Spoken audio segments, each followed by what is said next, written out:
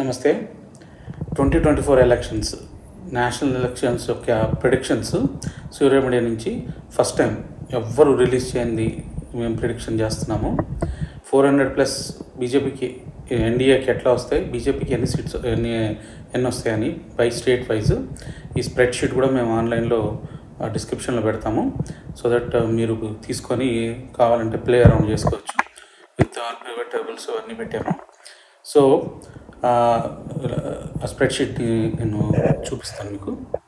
Okay, so మన projections 400+ ఎందుకంటున్నారు Modi అనే దానికి నేను డేటా ఇస్తున్నాను.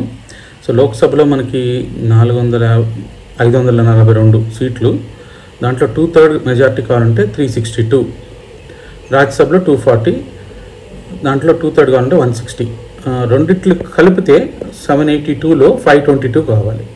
సో 2/3 మెజార్టీ ఎందుకంటే మనకి ఈ కాన్స్టిట్యూషనల్ చేంజెస్, మన హిందువులకి అగెనెస్ట్గా ఉన్న కాన్స్టిట్యూషను, ఇంటర్నల్ సెక్యూరిటీకి అగెనెస్ట్గా ఉన్న కాన్స్టిట్యూషన్ మార్చాలనంటే 2/3 మెజార్టీ కావాలి.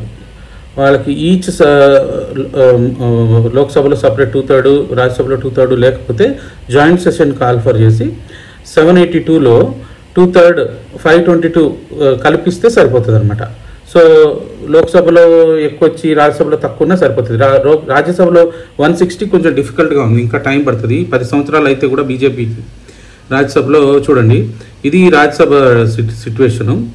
బీజేపీకి 97 ఉంది, NDA partners plus appointed seats 23, non NDA YSRCP 11, BJD 11. So మీరు ఇప్పుడు చూస్తే ఎన్డీఏ అపాయింటెడ్ సీట్స్ 120, సుమారుగా 120 అంటే 160 అంటే 40. ఓకే, 40 షార్ట్ ఉంది 160కి. సో ఇక్కడ వైఎస్ఆర్సీపీ సపోర్ట్ చేసింది అనుకున్నాం, బీజేడీ కూడా సపోర్ట్ చేసింది అనుకున్నాం. సపోర్ట్ చేస్తే కూడా 140కే వస్తుంది. ఏడీఎంకే 3, టీఆర్ఎస్ కూడా సపోర్ట్ చేసి బీఎస్పీ సపోర్ట్ చేస్తే 149 వస్తుంది. ఇక్కడ 160 రావట్లేదు. సో దానికి ఇండియా అలయన్స్కి 90 ఉంది, వెంకట్ 6 ఉన్నాయంట. So total 245. సో బేసికల్గా ఇప్పుడు ఈ డేటా ఎట్లా వస్తుందని చెప్పనేది ఇప్పుడు ఈ డేటా ట్యాబ్లో నేను ఈ ఫైల్ మేము అప్లోడ్ చేస్తాము, డిస్క్రిప్షన్లో పెడతాము. సో ఈచ్ స్టేట్లో ఏ అలయన్స్కి 2019లో ఎంత వచ్చింది, 2024లో ఎంత వచ్చింది, అండ్ ఏది ఇండియా అలయన్స్గా ఎఫెక్ట్ ఎన్ఎన్ఎన్డీఏ అంటే నాన్ ఎన్డీఏ అని పెడుతున్నాను నేను. ఎందుకంటే they are possibly they will support, రాజ్యసభలో సపోర్ట్ చేస్తారనే ఉద్దేశంతో నాన్ ఇండియా అని పెడుతున్నా. సో ఈ ట్యాబ్లో ఈ 2019, 2024 డిఫరెన్సెస్ ఈ ట్యాబ్లో ఈ డేటా, ఇది original data, parliament data. So దీని బేసిస్ మీద ఇవన్నీ కూడా పివట్ టేబుల్స్ అనమాట. సో బేసికల్గా ఇక్కడ చూస్తే మనకి బీజేపీకి బై ఇట్ సెల్ఫ్ ఒక 50 సీట్స్ ప్రొజెక్షన్ ఇస్తున్నాం అడిషనల్గా, లాస్ట్ టైం కంటే 303 కంటే కూడా 50 వాళ్ళంతటా వాళ్ళే. ఓకే, సో ఇప్పుడు చూస్తే మీరు తృణమూల్ కాంగ్రెస్ వాళ్ళు 12 సీట్స్ తగ్గే అవకాశం ఉంది. బహుజన్ సమాజ్ పార్టీ 10 సీట్స్ ఉన్నాయి, అది మొత్తం లూజ్ అయ్యే అవకాశం ఉంది. బీజూ జనతా దళ్కి -4, అక్కడ బీజేపీ గెయిన్ అవుతుంది. తర్వాత నేషనల్ కాంగ్రెస్కి 38, ఇది హయ్యెస్ట్ ప్రొజెక్షన్, ఇంతకంటే ఎక్కువ రాదు నాకు తెలిసి. -14 చూపిస్తున్నాము మన ప్రొజెక్షన్లో. టీఆర్ఎస్ కూడా -6 కనబడుతుంది, అది బీజేపీ గెయిన్ చేస్తుంది. బీజేపీ ఒకటే. ఇక్కడ వైఎస్ఆర్సీపీ, టీడీపీ వాళ్ళ మధ్యలో షిఫ్ట్ ఉంటుంది. సో టీడీపీ, వైఎస్ఆర్సీపీ వీళ్ళు ఎంత లూజ్ అవుతే అంత గెయిన్ చేస్తారు వీళ్ళు. సో అది మనం కౌంట్ చేయట్లేదు, ఎందుకంటే అది నాన్ ఎన్డీఏ పార్ట్నర్ కింద పెట్టాము.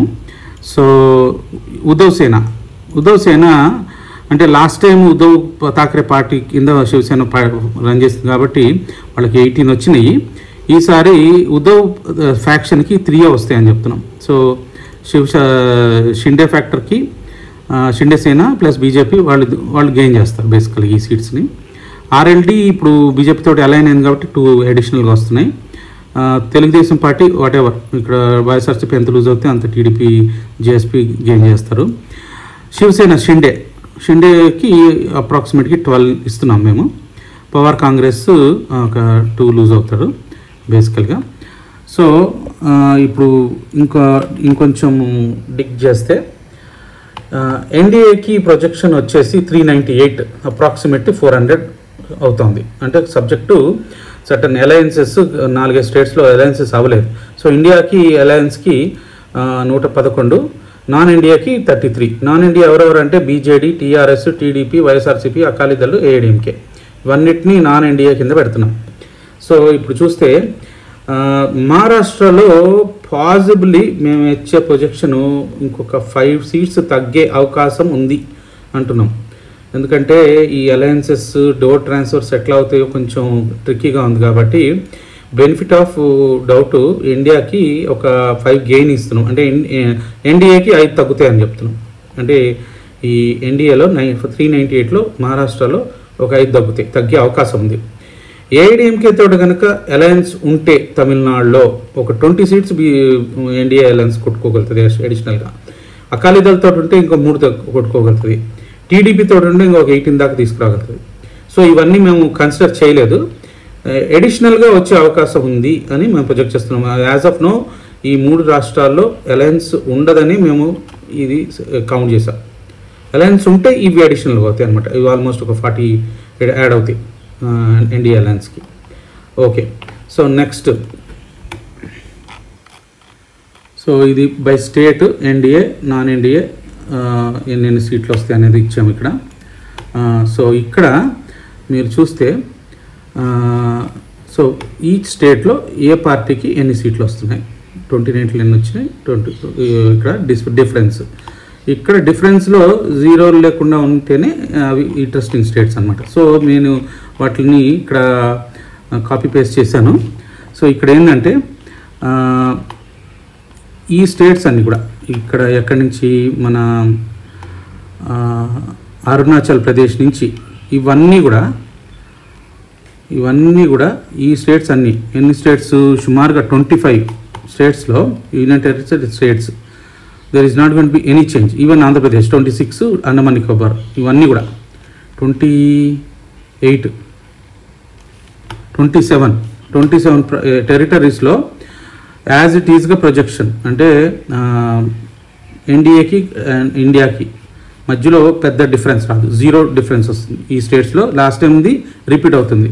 సో బ్యాటిల్ అల్లా ఈ స్టేట్స్ వెస్ట్ బెంగాల్ వీటిల్లో డిఫరెన్స్ వస్తుందన్నమాట మేజర్గా. సో ఈ ఆరెంజ్ కలర్లో పెట్టినవి ఉన్నాయి కదా, బ్రౌన్ కలర్లో, వీటిలో ఏంటంటే మేజర్ బ్యాటిల్ భారతీయ జనతా పార్టీకి భయంకరమైన బ్యాటిల్, అంటే ఎక్కువ స్ట్రెంగ్త్ పెట్టి ఫైట్ చేయాల్సిన ఏరియాస్. ఫైట్ చేస్తే వాళ్ళకి బెనిఫిట్ వచ్చే అవకాశం ఉంటుంది. సో ఇప్పుడు మీకు చూస్తే ఒరిస్సా, కేరళలో యాడ్ అయ్యే అవకాశం ఉంది, ఒడిస్సాలో కూడా యాడ్ అవుతుంది, పెరుగుతూ ఉంది. తర్వాత తమిళనాడులో 4 వచ్చే అవకాశం ఉంది. ఏడీఎంకి తోడు పెట్టుకుంటే మాత్రం ఇది 20+ అయిపోతుంది, 24 దాకా వెళ్ళిపోయే అవకాశం ఉంది. తెలంగాణలో ఫైట్ చేస్తే 4 నుంచి 10 వెళ్తుంది. కర్ణాటక ఆల్రెడీ స్వీప్ కంప్లీట్ 28 ఇచ్చేస్తున్నాం, ఎందుకంటే జేడీఎస్ తోటి అలయన్స్ ఆల్రెడీ ఉంది కాబట్టి. మహారాష్ట్రలో బ్యాటిల్ ఉంటుంది, అందుకని ఇక్కడ -5 పాసిబిలిటీ ఉందని చెప్తున్నాం. ఇది లాస్ట్ టైం కూడా ఇదే సిట్యుయేషన్ వచ్చింది, ఈసారి కూడా అదే ఉంటుంది అని అనుకుంటున్నాము. బట్ పాసిబుల్లీ ఒక 5 తగ్గే అవకాశం ఉంది ఇక్కడ అంతే. ఓకే, వెస్ట్ బెంగాల్లో కూడా ఫైట్. అంటే ఇప్పుడు మీరు మోడీ గారు ఈ ఆరెంజ్లో పెట్టిన స్టేట్స్లోనే ఎక్కువ తిరుగుతారు. మీకు చూస్తే కనుక ఆంధ్రప్రదేశ్, పంజాబ్ వీటిల్ని ఎక్కువ తిరగరు మోడీ గారు. ఏదో 1-2 సభలు చేసి వదిలేస్తారు. అవి ఈ 2 2029కి ఫైట్ చేస్తారు నాకు తెలిసి, దానికి టార్గెట్ చేస్తారు. ఎందుకంటే ఈ ఆంధ్రప్రదేశ్లో బాగా anti BJP, anti Modi sentiment create చేసి పెట్టింది కదా టీడీపీ. సో వీళ్ళందరికీ ఒళ్ళంతా వాతలు పడేంతవరకు వీళ్ళకి ఆ బుద్ధి రాదు. వీళ్ళు కూడా పంజాబ్లో కూడా కొంచెం అకాలీదళ్ కొంచెం నగరాలు చేస్తూ ఉంది. సో అకాలీదళకు కూడా బాగా వాతలు పడేంత వరకు ఇంకొక వారం 1 more term వీళ్ళిద్దరినీ తోమేటట్టుగా చేస్తుంది బీజేపీ. సో ఇంట్రెస్టింగ్ వచ్చేసి ఆరెంజ్ అనమాట. కేరళలో కూడా కొంచెం తిరుగుతారు, ఒడిస్సాలో బాగా బెనిఫిట్ వస్తుంది, తమిళనాడులో విపరీతం బెనిఫిట్, తెలంగాణ మంచి బెనిఫిట్, వెస్ట్ బెంగాల్లో బాగా బెనిఫిట్ వస్తుంది. మహారాష్ట్రలో రిటైన్ చేసుకోవడానికి ఫైట్ చేయాలి. ఇక్కడ బాగా తిరగాల్సి వస్తుంది రిటైన్ చేసుకోవడానికి వాళ్ళకున్న సీట్స్. సో మీకు ఒక ప్రొజెక్షన్ వచ్చినట్టుంది కదా. సో నేను ఈ స్ప్రెడ్షీట్ మా వీడియోలో అప్లోడ్ చేస్తాము. సో మీరు డౌన్లోడ్ చేసుకొని ఇంకొంచెం డీటెయిల్గా అనాలిసిస్ చేసుకోవచ్చు. సో మోడీ గారు చెప్పినట్టుగా టార్గెట్ బాగా క్లోజ్గానే వెళ్తుంది. అంటే 400 టార్గెట్ అయితే ఈజీగా రీచ్ అయ్యేటట్టుంది ఎన్డీఏ. ఇంకా నాన్ ఎన్డీఏలో కలుస్తారు కాబట్టి బీజేపీ టార్గెట్ మాత్రము 353 చూపిస్తున్నాం యాజ్ ఆఫ్ నౌ. మిగతా స్టేట్స్లో అలయన్సెస్ను బట్టి 370 టచ్ అవుతుందా లేదా అనేది డిపెండ్ అవుతుంది. యాజ్ ఆఫ్ నౌ ఒక 50+ చూపిస్తున్నాం అన్ని స్టేట్స్లో బీజేపీకి. రైట్, ప్లీజ్ ఈ వీడియోని షేర్ చేసి అందరికీ ఈ ఛానల్ని సబ్స్క్రైబ్ చేసుకొని మా వీడియోలు చూస్తూ ఉండండి. మేము చాలా ఇన్డెప్త్ ఏ టాపిక్ని తీసుకున్నా కూడా మన చరిత్రతోటి, మన గ్రంథాలతోటి, మన ఫిలాసఫీ తోటి, మన దేశం యొక్క జియోగ్రఫీ తోటి కనెక్ట్ చేస్తూ చెప్తాము. సో స్టార్టింగ్ టాపిక్ ఏదైనా కానీ దాని యొక్క మూలాల దగ్గరికి వెళ్తాం కాబట్టి ఇటువంటి అనాలిసిస్ వేరే ఏ ఛానల్లో ఇవ్వరు. కాబట్టి అందరినీ చైతన్యవంతపరచాలనే ఉద్దేశంతో ఇది చేస్తున్నాం అనమాట, ఈ మా సూర్య మీడియా. సో మీరందరూ మీ వంతు సహాయం మన హిందువులని చైతన్యవంతుపరచడానికి సహాయం చేస్తారని ఆశిస్తూ సెలవు తీసుకుంటాను. జై హింద్.